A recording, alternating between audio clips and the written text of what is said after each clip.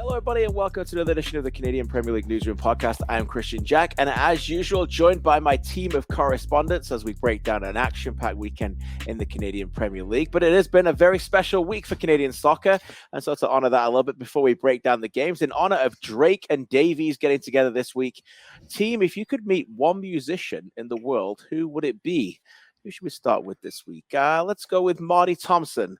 Good evening to you. How's things going, pal? What would the answer be for this one? I'm doing pretty good. Can we start with Charlie first? Because I want to know which Gallagher it is. Oh, man. No, let's go with you, Marty. There's the reason why I went with you first. Okay, I'll go earnest with this one. Paul Westerberger, The Replacements. I'm not sure if you would all know. That's such a Marty answer. Oh, my God.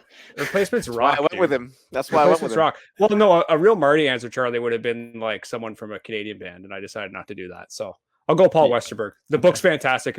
If you like that band, I'd highly recommend picking up the book. Charlie, you can wait a second. Benedict Rhodes, good evening. What's your answer, my friend? Yeah, Marty didn't go with a Canadian musician, so I'm going to go with someone who grew up in Canada. One of the best lyricists of our time. Lyrics as Little Achilles Injury, It's All Gucci, Still Chef Cooking with the Hands Carducci. So I'm going with Elijah Adekobi from Cavalry FC. That's right. That song was awesome. Yes. You could meet him pretty easily, actually. Amazing. Probably. Just amazing. Yeah. I love that. I also love that my screen, I don't know if it's yours, but Charlie is frozen on an incredible laugh. Yes. And now he's back. But Charlie's laugh froze for a bit, just for everybody else's pleasure. Oh, no. It's just even better. So you could just like screen grab that laugh, and Marty will definitely use that again in future social media posts without question. Emily Wilson, good evening. Fresh off a busy weekend for you as well. What's your answer to this question? I had to think a lot for this one, but I think I'm going to go with Cher. I just think she is an icon. Wow. That answer is kind of out of left field, but that's who I'll pick tonight. No, she rocks. Wow, there you go. All right, we've left the best for last. We know he's ready. Charlie O'Connor Clarke, which one are you going with? Yeah, it's definitely Liam Gallagher. 100%. Yeah, okay. Seems like it's much more fun to hang out with. Why would you ever pick Noel? You know. You might actually get longer with Noel. Like I Liam think doesn't seem probably like a guy that you would be able to keep up with, or like would care about hanging out with you. Like Noel might be a little bit more reasonable to keep you under his wing. Yeah, maybe Noel seems a little bit more, little bit snobbier sometimes as well. So did I ever? I don't know if today's the place, but I could tell you my Noel Gallagher story one day when I interviewed Noel Gallagher. Right, you guys remember this? Yes. No. Live on TSN, I interviewed Noel Gallagher live on our Premier League coverage. Yeah. Oh my God. Yeah. All right. Let's throw it in now. I'm going to tell you the story. So we get Noel Gallagher live on. We get a contacts at Sony to say Noel's in town. I go see him the night before. No, actually, he was played Sunday night, Monday night. I'm going to go see him, Sunday night. And then I interview him live from a downtown hotel Monday in the Premier League. We were originally just going to bring him on as a guest, and we were going to do it from the studio. Jason DeVos, myself, and Luke Wowman. And I was like, we cannot do that. We need a presence with this guy. So we can't just stick an earpiece in and let him talk. So they decided to send me down. And then for some reason, they decided to do it live and not taped to live. Like we all know in the industry, you can fake it, right? And so people think it's live, but no, we went live and it was 2 segments. And so as I'm about to go to do the interview with Noel Gallagher, my executive producer calls me up and goes, "You have to tell him not to swear." I was going to say, oh no. That makes it seem like that makes it seem like they knew who he was and that he could they knew do this. Of course, So Noel comes in and I'm expecting the entourage. Noel comes in, it's like 1:30 in the afternoon, and he was great with me, and he just kind of got woken up, whatever. He hences I've got the northern accent. He thinks I'm a Man United fan. I calm him down with I'm not a Man United fan. So he's fine with that. We're chatting away and everything, and then I make the decision that I'm not going to tell him. I'm not going to tell him. I'm just going to wing this and hope that he understands that it's live. And so we had 2 great banter segments. It went brilliant, and it was done. Massive collective sigh of relief. Great. It was brilliant. A brilliant interview. One of the highlights of my career. And then it was done, and we stopped. And then he taped an interview with Michael Landsberg of Off the Record that was to come later. Just as it started taping, You name the swear word, he said it. He said it. You want to name the word, it doesn't matter if it's a 4-letter word, an 8-letter word, beginning with C, beginning with S. It was all in there. And I was like, this guy is a real pro. He knew I was live. He knew the next one was taped. He knew that they could bleep it out. And I was like, whew. That's amazing. No Gallagher on live on TSN's coverage of that's an A+ story. That's fantastic. There you go. Anyway, how do we carry on from that? All right. Anyway, from Noel Gallagher to Calgary. All right. As we break down Cavalry 0, Halifax 0. What's the story of morning glory going on with Tommy Wilder Jr.'s team right now? Because they can't score goals. And Charlie O'Connor Clarke, our man himself, our Oasis brother himself, was breaking down this game. How in the world did Cavalry not win this game, Charlie? That's the first question. That was my main question as well. It almost seems like a crime that they didn't win because they had so many unbelievable chances in the second half, especially when they started not great. They were being pinned back a little. I think they had like 40% possession, which is really weird for Cavalry. But then in the second half, they come out, they bring Mo Farsi on, they bring Sergio Camargo on, they bring Joe Mason on, and immediately, every time they have the ball, they're immediately in the box. They've got this great chance, and you're like, okay, here it is. And then they either sky it or Sergio Camargo chooses to make an inexplicable pass across goal when he's right in front of it. That was too, by the way. Oh, that was. We were robbed of one of the goals of the season. We were there. Yep. And I mean, I don't know what it was. I don't know what kind of bad luck Cavalry had today. The ball just wouldn't go in the net. The finishing was just atrocious. Yeah. Because they did everything else right. Yeah. And so they build up. Halifax really don't have a lot of chances. 14 shots to 6. Mason came on and was definitely lively. We'll get to him in a second with more with our correspondent Charlie in a second. It looks like it's going to be 0-0. Cavalry awarded a corner deep into injury time, the 93rd minute. Ball comes in and just hits Eric Santos's hand. Easily a penalty. Cavalry go, okay, here we go. Our second penalty of the season. They were clamoring for penalties all year long. Tommy Wilden Jr. asking why they've not got more penalties. As we said last time on the show, be careful what you wish for. They got 1 and Camargo missed. They get number 2 and Mason missed. Quickly around the room as Joe Mason stepped up on the penalty spot. Anybody believe he was going to not score? Benedict? I don't think so. Goal against a finisher like that. Emily? I didn't think he was going to finish it. Really? No. You thought he was going to miss? Yeah. Oh, well, hey, you're the smartest one in the room. Marty? I think he was going to score either. Kerin Baskett had his nice Steph Labbe face going too. It's like, oh, he's not scoring this. You knew too. Good for you. Oh, yeah. I thought it was a banker. I'm not going to lie. Yeah. Mason was stepping up. If you watched it, Santos gets the ball, hands the ball, and literally 2 seconds after he's handled the ball is being handled by Mason. I've never seen the guy grab a ball as quickly as possible, and he was ready to take it.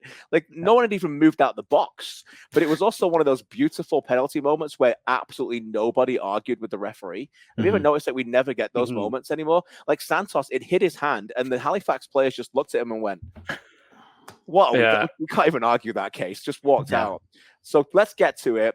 Mason steps up, and then Baskett with just an amazing save, Charlie. And then also a save that didn't even get palmed back, just went wide. It was a brilliant opportunity, and they kept it out. Your observation, Charlie, on the penalty, did he hit it well? What did you think?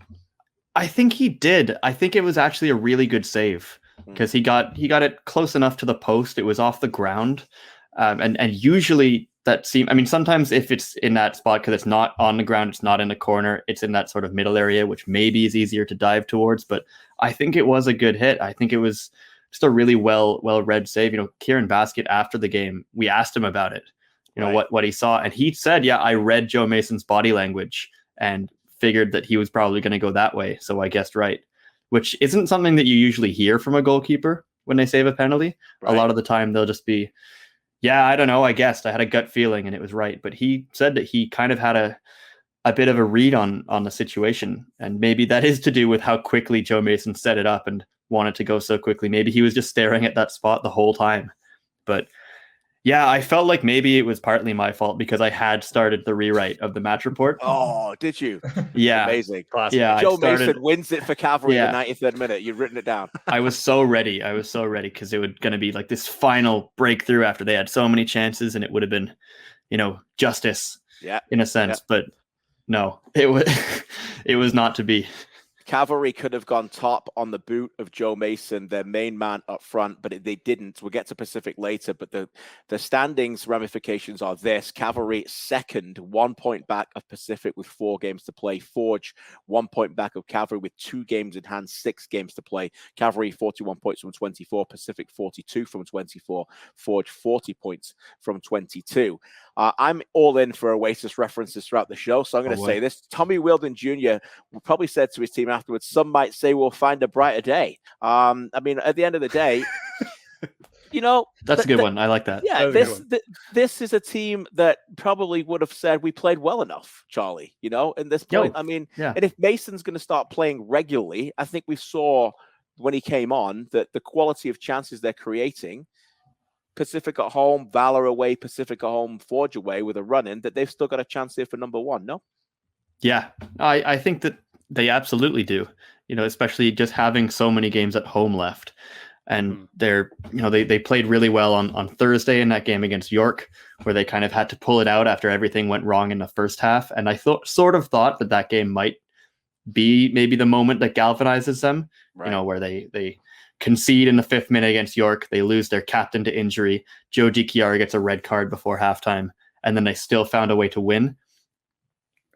This team does have that gear in them where they can, you know, pull it out. And as I said, I don't think they really did much wrong in this game, except for the finishing, especially once they made some changes at halftime after they maybe weren't happy with the first half. They made some changes, they made some substitutions, and they were dominant, really, for a lot of stretches of that game. And at that point, if you're a coach, you kind of just shake your head because you're like, I don't really know what else we could have done.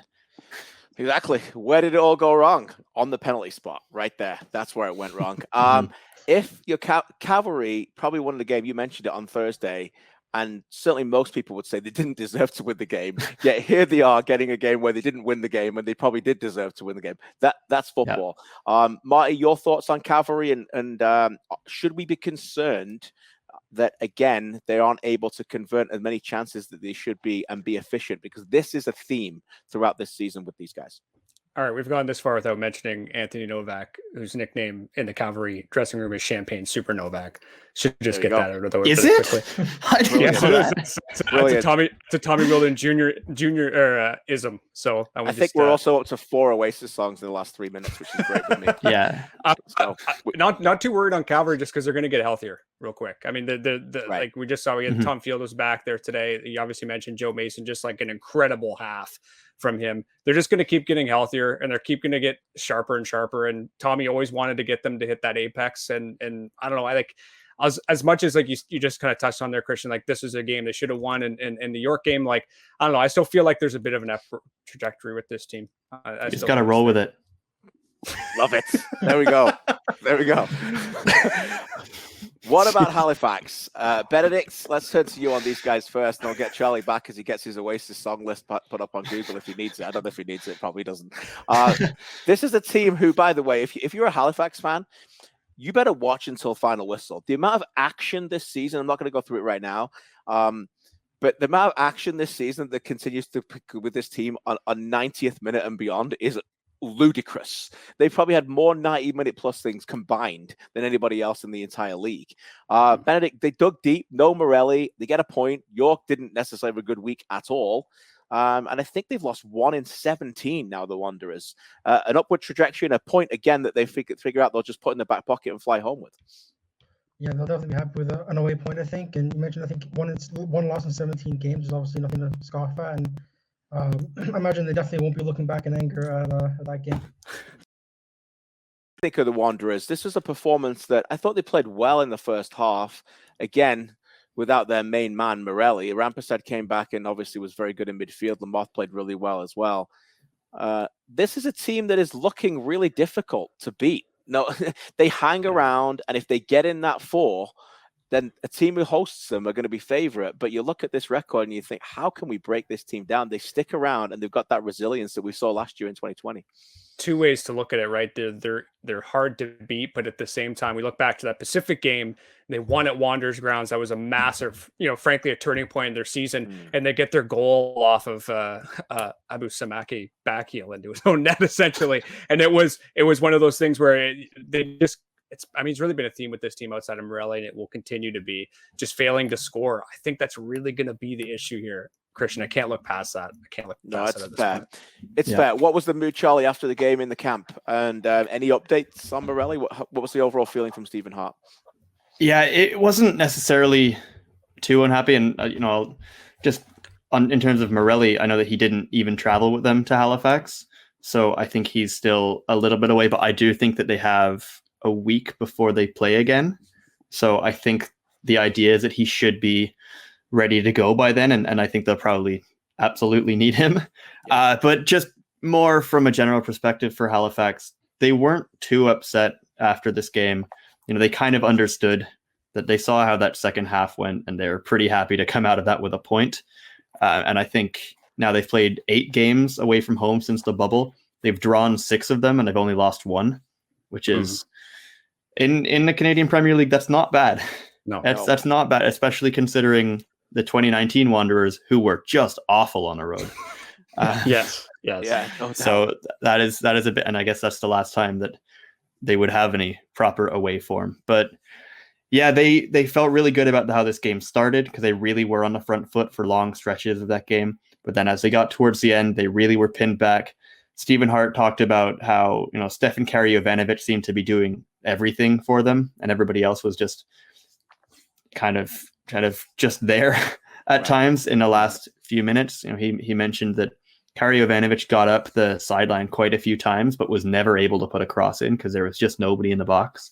Right. And so I think they were definitely just kind of gassed at the end of this game. Just didn't really have the energy to go shot for shot with Cavalry. And I think Cavalry is definitely a deeper team, and they have, more options to come off the bench and change the game like that. And Halifax just couldn't quite keep up with the tempo of the game towards the end of it there. Yeah, I think if we have to put it in perspective, we're not kidding around here. Like, if they get in, the team who plays first will want to play them rather than one of the other two teams. No question about it. Yeah. But they are a scary opposition because, look, you mentioned it, they don't score many goals, 26 in 24, but they can stick around as well. And for a team that hasn't had a goal scorer all year, the fact that they can make it into the playoffs, wow, look out for them. They may not still make it. They are 4th right now, 33 points from 24, just 1 point ahead of York with 4 games to go. To come for Halifax, Forge at home on Saturday, Valour away, Forge away, and they end with Ottawa at home. York to come, Ottawa away, Pacific away, Forge back-to-back games at home as well, stretched out a little bit. Talking of York, what a disappointing week it has been for them. After should have beaten Calgary in midweek on Thursday night, they perhaps should have beaten Alberta again this week on Sunday against FC Edmonton. Jordan Faria got an equalizer in the 53rd minute from a second phase of a set piece when he blasted it home after Easton Ongaro had blasted it in the net the other way. His 11th goal of the season in the 47th minute. 2 goals in 6 second half minutes was all it took for these teams to share the points. Benedict, you are our man on this. No other way to look at this, despite the performance of either team, to say the significant story out of this is 2 more drop points for York and Jim Brennan. Yeah, definitely. And also 2 more players missing the next couple of games as well, with Didi Nabsy and Jordan Wilson both getting 8th yellow cards in this one. And I think Jimmy Brennan is definitely the more disappointed of the 2 managers and the players as well. Max Ferrari spoke after the game about how it was a disappointing result and they need to bounce back against Ottawa next weekend. And definitely 2 drop points rather than 1 gain for York. That game next week in Ottawa is almost must win if they're going to get to go far. Think about how they've tailed off here. York have trailed in 5 straight games now. Prior to that, the 5 prior, they never trailed at all. They had 29 points from 20 and look set to get in. And now just 3 points from their last 4 means 32 from 24. Are we seeing, Benedict, a tired team? You mentioned Max Ferrari. He played almost a lot of minutes. Are they struggling now to break teams down in the final third? Petrasso looks fatigued. Is that a fair assessment, or is it just something in isolation that's not going well for them at the moment? Maybe a little bit of both. I think it is fair to say they look pretty tired, but at the same time, every team's played as many games at this point in the season, right? Like it's the team that every team's issue. An issue that every team is dealing with, and but you said there's some players on this team who've played almost every minute of some games, like DJ Nabsy as well. It's almost maybe a good thing for him to get a couple of games off, even though he won't want it and York won't want it. He's played like almost every minute of every game, so I do think fatigue is definitely a factor as this kind of cold streak, I guess, keeps going. I think Absy would admit he's not quite reached the form that he has shown over the last few weeks as well. Marty, what do you think of this team, York? Only 1 point back. It's not doomsday by any stretch, but they better start turning it around pretty quickly if they're going to make that Final Four here. Well, just that second half, how many chances they created, and you're just thinking they're not going to score them. Like they didn't really generate too many chances I would consider to be clear cut, but as you already kind of touched on, Kristian, like they just keep going behind in games, and they don't have that fire. They don't have that. So maybe it is fatigue. I don't know, but they just don't have that thing that's going to push them over the edge. Sadly. It was a wide open game. You mentioned it. It's just stretched for fun. So we'll see. We'll see on them. What about Edmonton here? Ongaro is fun. No, this was a great goal, a brilliant ball by Shamit Shome through the middle to just open up the York defense. Emily, you've done some Edmonton stuff for us as well here. This is a team that bounced back after what was not, quite frankly, a humiliating victory at home, a victory by Ottawa at home 4-3 midweek. To come out and deliver this kind of performance with Wojciechowski, Ongaro on the pitch, some of their best players, I suppose, is needed here for Alan Koch's men near the end of the season. Yeah, definitely. I think you summarized it pretty well there, Kristian. They just bounced back from that interesting scoreline, we'll call it, the match previously. But Ongaro, the type of player that he is in the box, outside of the box, wherever it may be, you'd think that opposition teams would be really, really focused on limiting his impact, but it's just time after time again, he finds a way to put the ball in the net. It's kind of miraculous, but you know what? That's what the best strikers can do.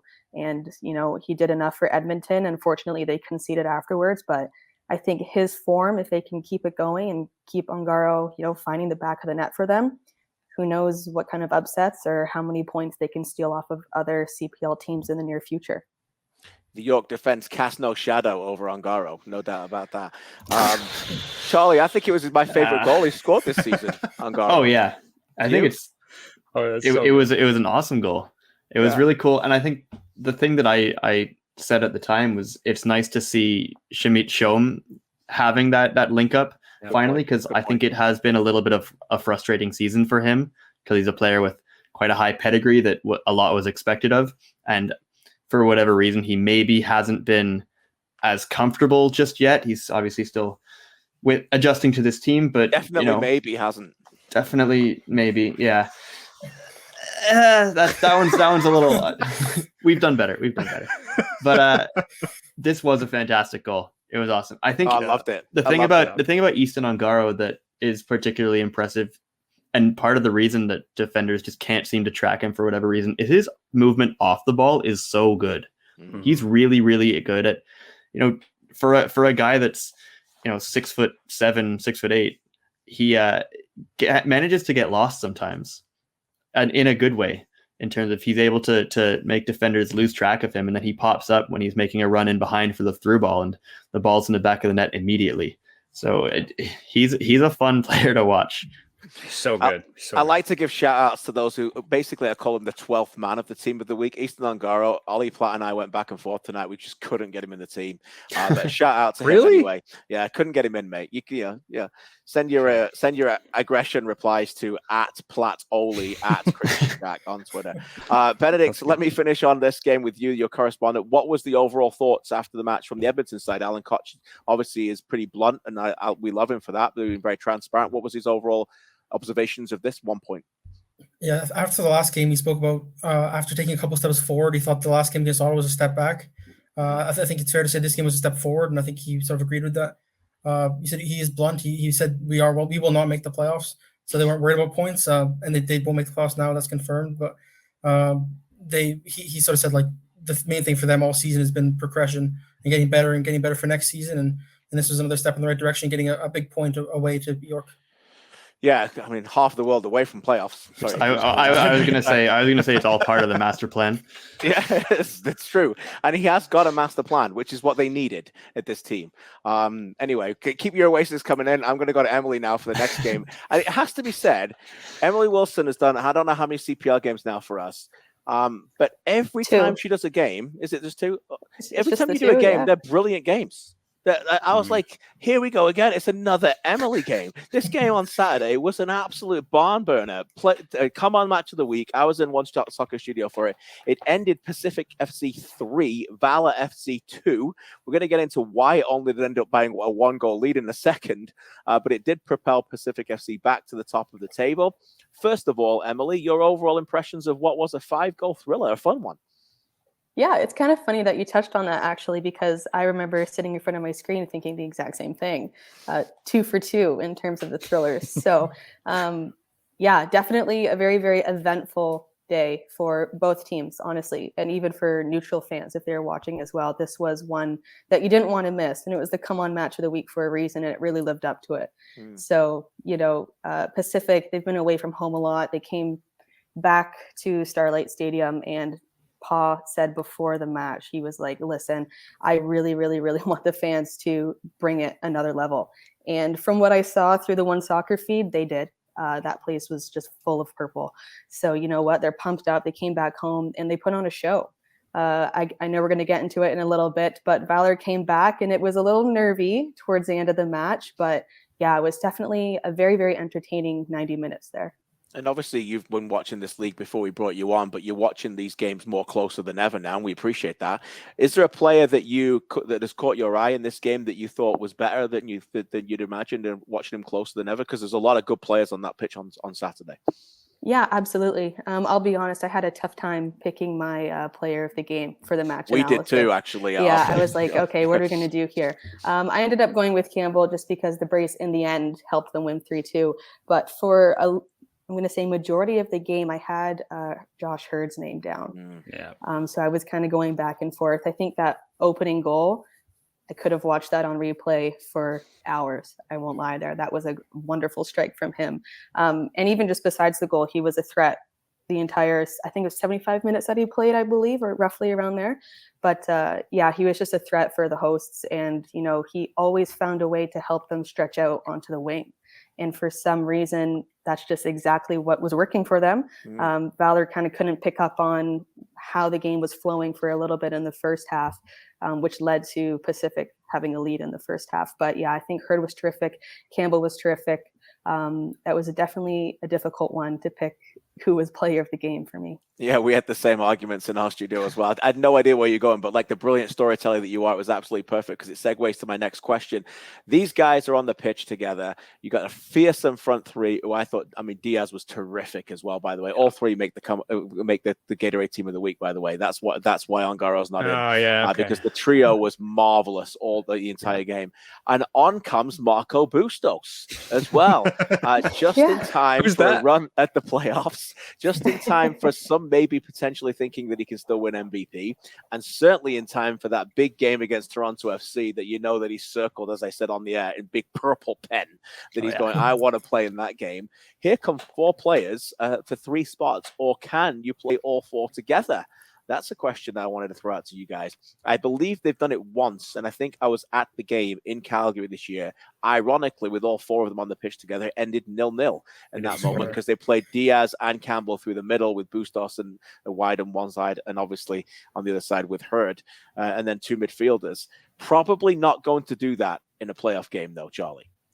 No, I don't think so. I don't think that would really work. And you could do kind of like a 4-4-2 with Terran Campbell coming in closer to the middle with Diaz, but I think that he's really started to flourish as a winger. So it's really hard because all 4 of these attacking players absolutely deserve to be on the pitch for this team. I maybe wonder if Josh Hurd could play as a 10 in behind Diaz or something like that. But it doesn't matter how you throw him on the pitch. You're still going to take off a midfielder, and I don't think Mamadou Fall is going to do that, is he? Probably not. And I mean, you've got Ollie Bassett in there as well. If he's fit, you're spoiled for choice. And Blasco as well. Oh, by the way, in midfield, you can have Young, Hajabrapor, Baldissimo, Dixon, Aparicio.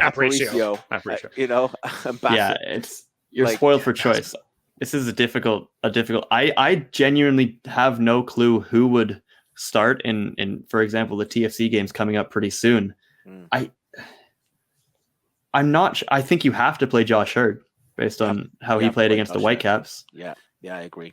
Yeah, and probably if Bustos is fit, it's one of Campbell and Diaz, isn't it? Campbell. Yeah, I think it has to be because Bustos has to start if he's able to. Yeah, I agree. He's another level. Yep. This is tough. The man who picked Pacific from the start, Marty Thompson, were you happy with the performance?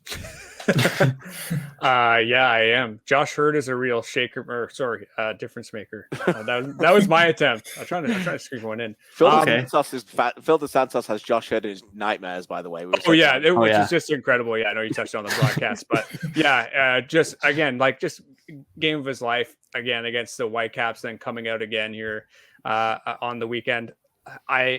Someone asked me this week who I thought was going to host the finals, and I said my brain says Forge, but my heart says Pacific. I really want Pacific to do this. I really think they can, and I think they're going to close it out. But I don't know. We'll talk about Forge in a bit. Yeah, we'll get to Forge in a second because I know you want to talk about that, and that was your game. But how in the world did they allow Valour to get back in this game? And is there any concern, Emily, that Pacific only won by a goal because they do continue to let goals in? And I think if you're Palmer Ducar, you'd be very disappointed in the manner that you let them get back in. Akio with the goal in the second half. Okay, Valour came back into it. But that first half goal came out of nothing. They gave the ball away, didn't they? And then led to the corner. So your thoughts on keeping Valour around, I suppose? You know what? I'm kind of split here. I'm not entirely sure where my stance lies. I think Pacific, just because of their attack in the first half, they could have held a very, very comfortable lead going into the second. But something I spoke to Coach Dos Santos about afterwards was how did Valour kind of feel, at halftime? What were they going to adjust and what were they going to change? And he told me, he said, as a coach, I'm paraphrasing here, but he was like, as a coach, you don't necessarily make changes right away. You wait until halftime, approach it in the locker room and just kind of talk to your players.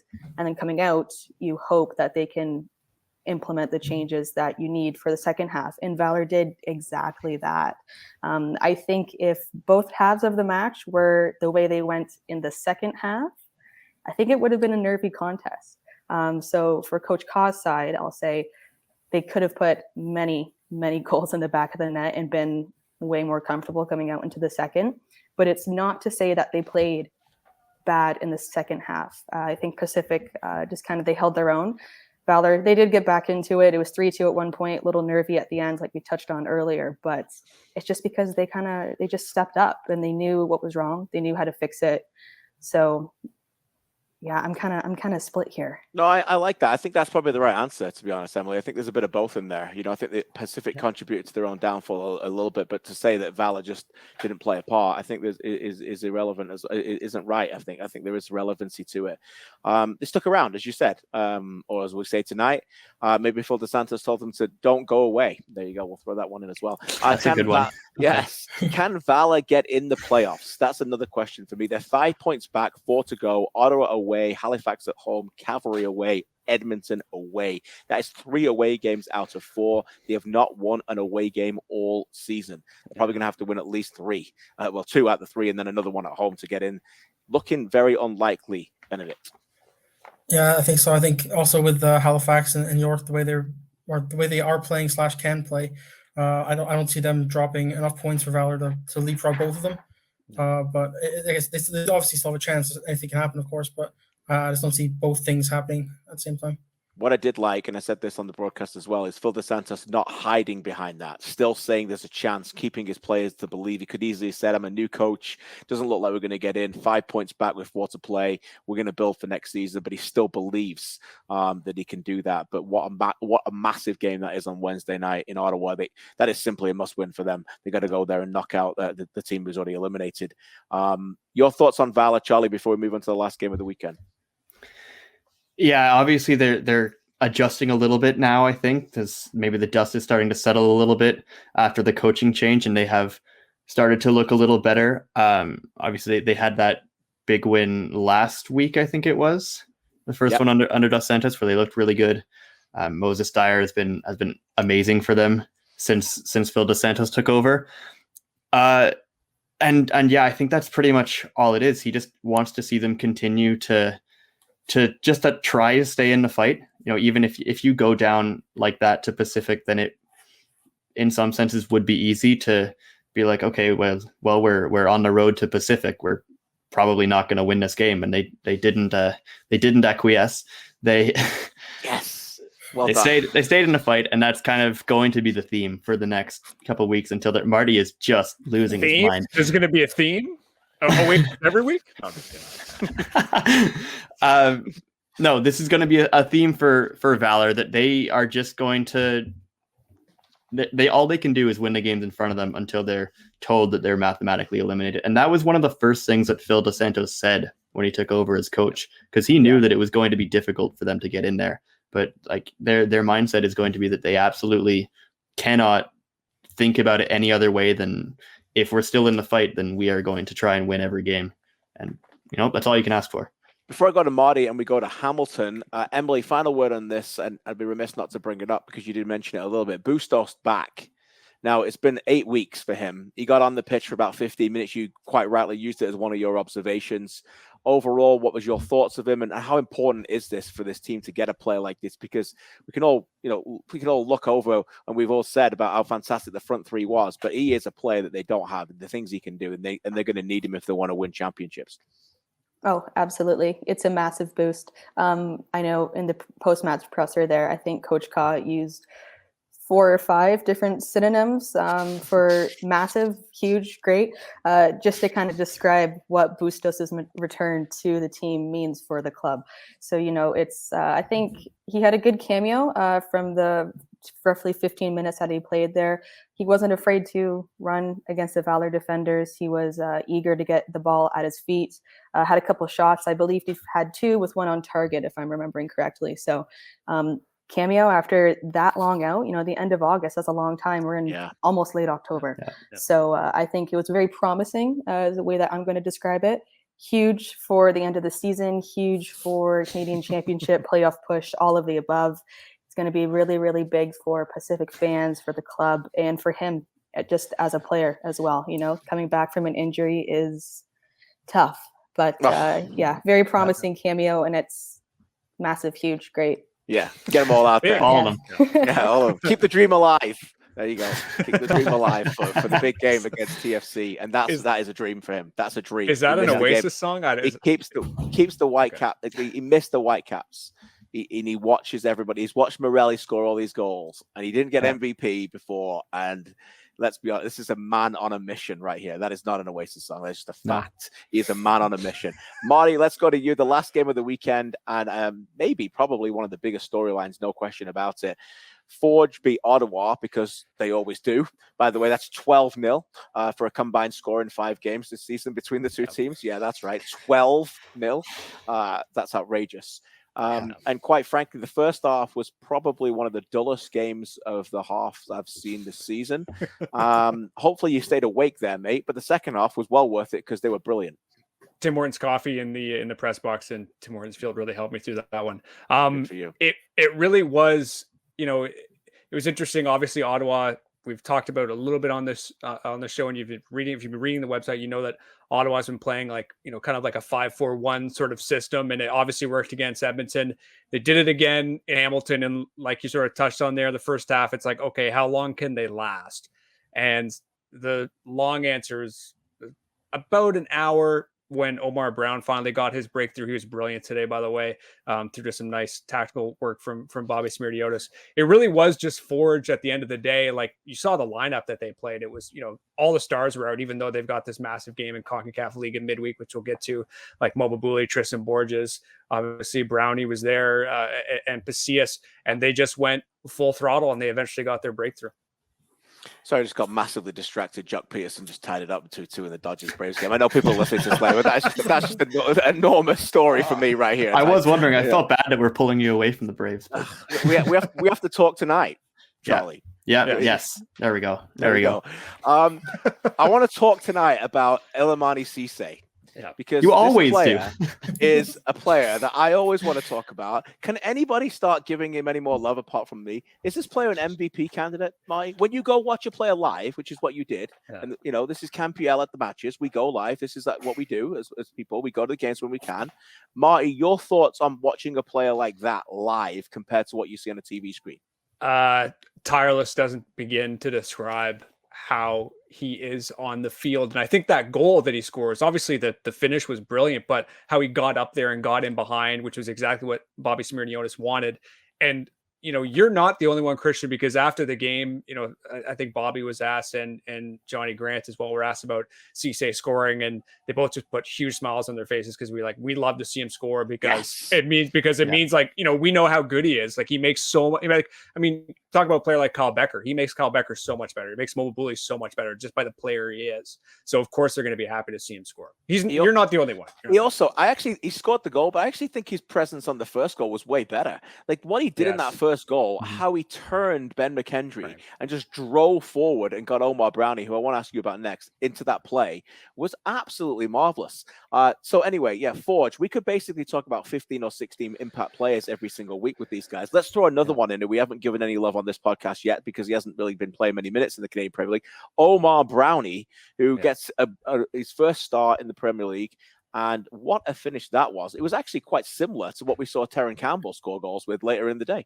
Yes, it was a nice run. They're waiting for Ottawa to open up on the wings. That was the game plan. And Vashon Newfield was overcommitted, just got in behind. And it was a lovely finish. But that just only begins to talk about what he was able to do in that game. Because, however dull the first half was, he was, and on that right side, was creating so much, just sort of coming around on the outside, playing off Johnny Grant, who was in that back through, was coming up and pushing and allowing him to get really tight to the byline. And he was creating a lot, and he deserves a lot of credit because, again, here's another player, just like Pacific, that's coming into an attacking group that you're like, oh, yeah, right, he has to play. Great. Yeah. How do we think, we're going to get to the CONCACAF game in a second. Before we do that, how do we think Forge are going to handle Halifax away on Saturday after going to Costa Rica? Is that going to be a difficult one for them or what? Well, Bobby just likes to play his best at every turn. Like I was joking with Charlie, Benedict, and Emily earlier, but like I kind of baited him a bit in the pre-match to Ottawa because on paper here's the best team in the league going up against the worst team in the league. I was like, are you going to rest any guys? And and that's never been Forge's MO. They play, and that's obviously what they did on Saturday. And as he touched on, which is super important, I think, talking about Halifax, is his quote is momentum. We've learned momentum is so valuable to this team. They'd rather have momentum than tired legs. So shout out to Bobby Smirniotis for breaking a tie at BMO Field last Wednesday night at the halftime show. Seconds before he came on, Oliver Platt and I were disputing the penalty decision to Stefan Eustáquio in the first half against Panama. Ollie Platt was adamant that it was a penalty. I love Ollie, every credit. But Bobby Smirniotis went with me. Said no, not a penalty. No. So thanks, Bobby. It wasn't a penalty. Yeah, see, there you go. Hey, the good thing is it didn't matter. Good thing is it did not matter. Hey, maybe enough of this Forge stuff. Let's get to Canada. No, we're going to give Forge some more love. This week, Charlie, you're going to be all over this as you often are. It is CONCACAF back, baby. They go to Costa Rica. And hey, by the way, they don't even need to win the tie. There's still a real legitimate chance they can make the Champions League. Yeah. We're not even going to get into all the algorithms right now. Just check Charlie's preview out for this week. He'll explain everything for you on the Canadian Premier League website. But this is an exciting time. And again, people, by the way, are starting to talk of Forge have been a legitimate contender to win this trophy, Charlie. Yeah, absolutely they are. I not knowing very much about the other teams in the competition, every time you see Forge play in this competition, you're like, well, why can't they? Why can't they? Because they're rarely outmatched. They're rarely, they're never outworked in this competition. That's absolutely for certain. And they want that desperately. If Forge just, get through this tie, if they just get to the Champions League, that's another, a check mark. And who was the first CPL team to do this? And it's them. Awesome. And they want to check off as many of those boxes as possible.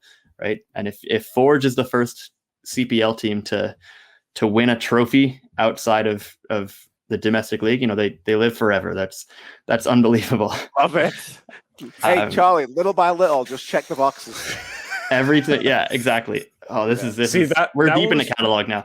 Charlie, that one was particularly cruel because it seemed like you were going to avoid it to the very end, and then you you kind of get caught. I was ready for that one, but no, Concacaf, we love it. Love it. So much fun. I can't wait. And Atlético Ottawa eliminated. Let's slide away from the Canadian Premier League and talk a little bit about Canada. That's going to be my next one. Because this is a big week for Canada. By the way, I watched Alphonso Davies. I hope he's okay. But if anyone watched that first 45 minutes of Bayern Munich game today, oh my God. I don't think Emily's got her hand up. Emily, have you ever seen more of an unbelievable game of football? And if that wasn't like the perfect game of football from a team, coaches always talk about coaching the perfect game. That was the perfect half. Incredible, no? Yeah, I was stunned. I was covering it for another publication this morning, actually. So I was speaking with my editor and I was like, hey, by the way, they're up 4-0. By the way, they're up 5-0. It's 34 minutes into the game. Just a massive performance from Bayern. But I mean, it's Bayern. So I know Leverkusen were said to be their toughest competitors. This match was supposed to be a big one. That was the anticipation. But they just blew past them. You know what the weirdest part of it, or maybe the most surreal part of that game was for me this morning, was just seeing Alphonso Davies make that assist to Lewandowski and then seeing them celebrate together. And I'm like, oh, that dude was at BMO Field last week. Yeah. Not even like a few days ago. Week, Like we just saw him and now he's over there hugging Robert Lewandowski. That dude was hugging my son after the game, wishing him happy birthday. That's how lucky we were, by the way, after the game. Amazing story, another time for that. Yeah. But yeah, that's just incredible. What a night that was. We need to reflect pretty quickly and then we'll look forward because the Canadian women's team are back in Canada. Charlie, you covered it. We're all over it. Benedict, you got your Canadian flag up. What did that win mean to you for Canada over Panama? Me? Benedict, sorry. Benedict.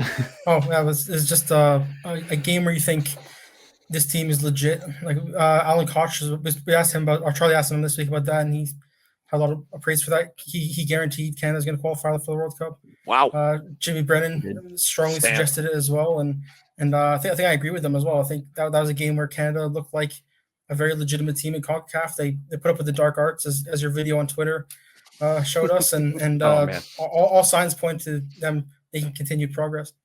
Yeah, that video got ridiculous numbers. That's so good. Yeah, it did. It was the reverse angle. It was so important to see Doniel with that nice lean.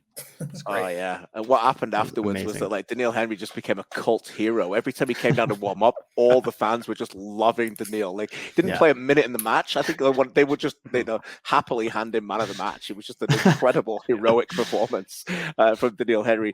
Charlie, you covered it, and I know you wrote really well about it. But as a guy away from the journalistic approach a little bit, what did it mean to you? It was very special. I don't think there's ever been a night like that for the national team at BMO Field. Now, there have been some special nights at BMO Field with like Toronto FC and so on and so forth, but the national team has never quite had that. It was packed. It was absolutely rocking, and the crowd really had a sense of what the stakes were.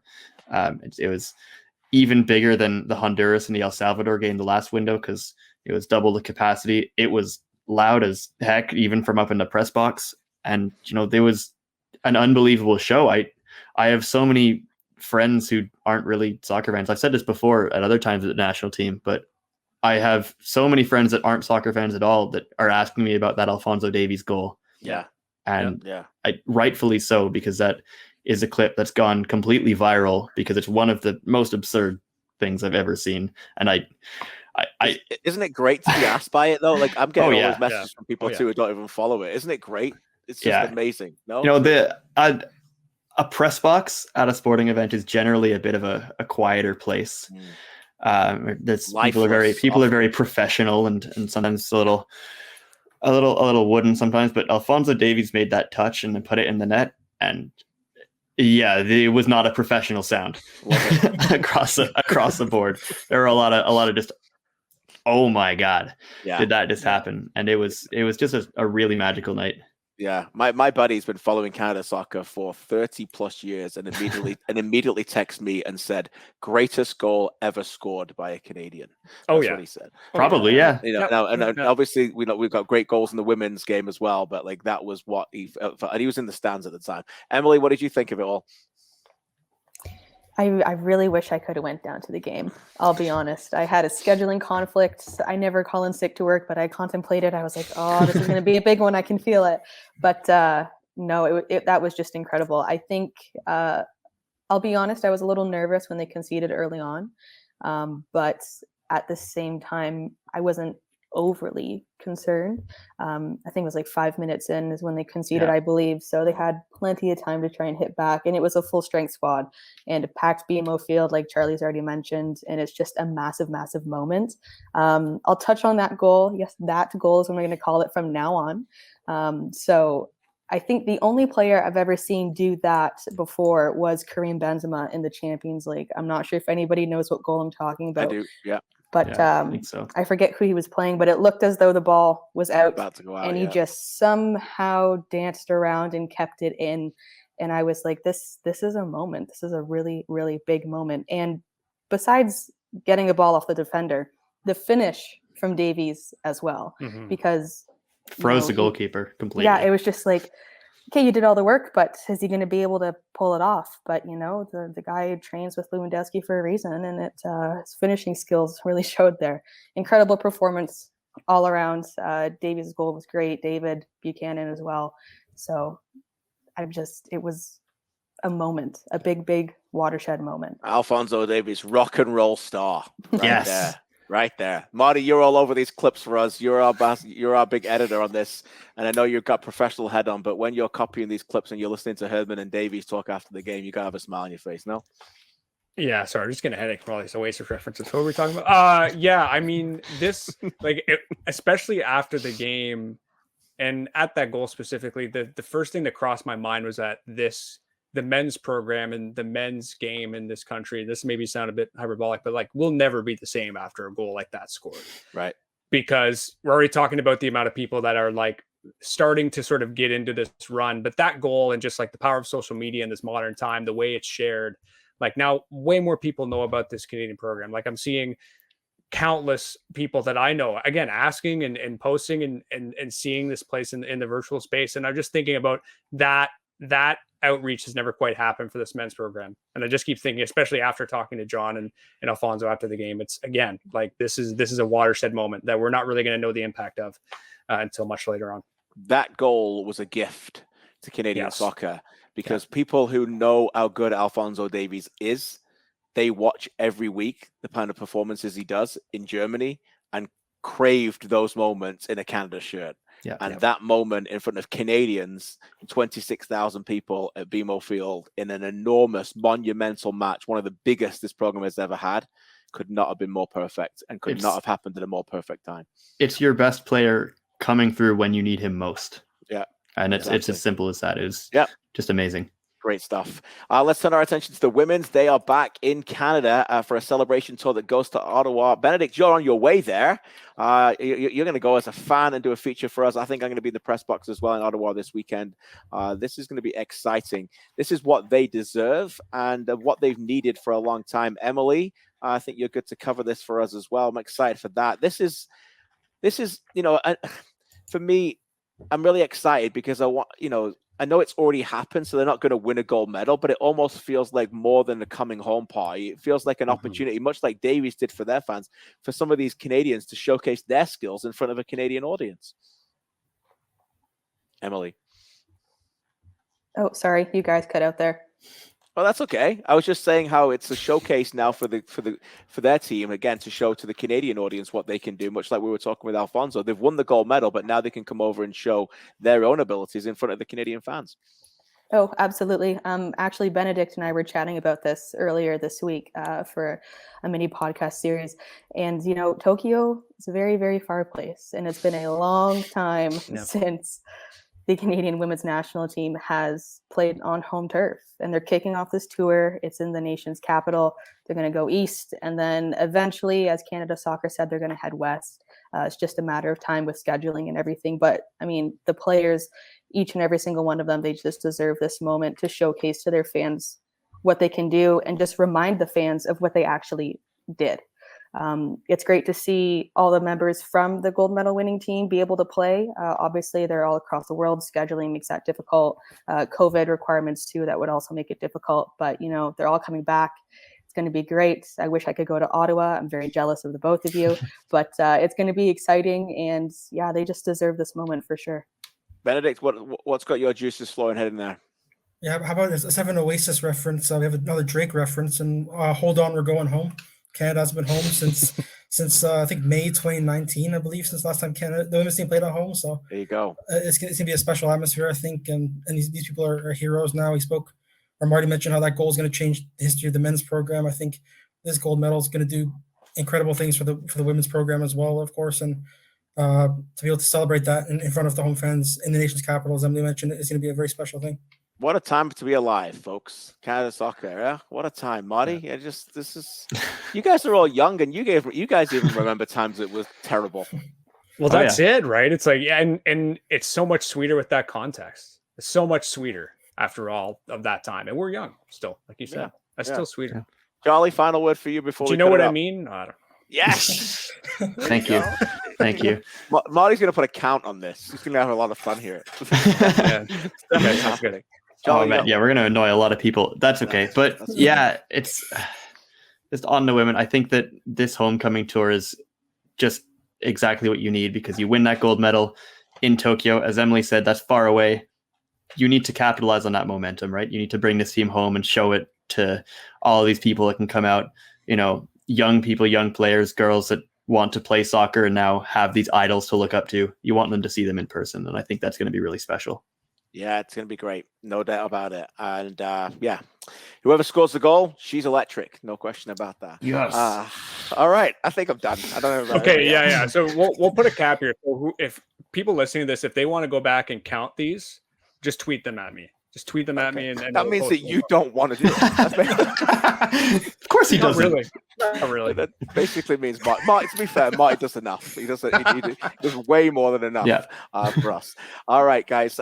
Thanks so much for spending the time with us on a Sunday night. I'm going to go watch the Braves probably rip my heart out on losing the late innings to the Dodgers, but maybe we'll make it 2-0. Hey, when you wake up tomorrow, you'll know. So everybody else will need it. But you guys, great job as usual. Go to CanPL.ca. You can watch and listen to all these guys' coverage of these games every week. Big games in the CPL this week. I should read them out, as I mentioned to them earlier. Forge go to Costa Rica Wednesday at 6 o'clock Eastern. Watch all these games live on One Soccer. Wednesday at 7, Ottawa against Valour. What a game that is. It continues on Thursday, Cavalry Pacific. Wow. Big clash for them in the playoffs. And on Saturday, Halifax Wanderers against Forge on Saturday afternoon. And on Sunday afternoon at 2, Ottawa take on York. And boy, oh boy, Jim Brennan's team will need 3 points from that one. We are almost at an hour. If you're still with us, we cannot thank you enough for being patient with us and for listening to us as usual. Enjoy the matches. Take care of everybody. Have a good week, and we'll speak to you soon.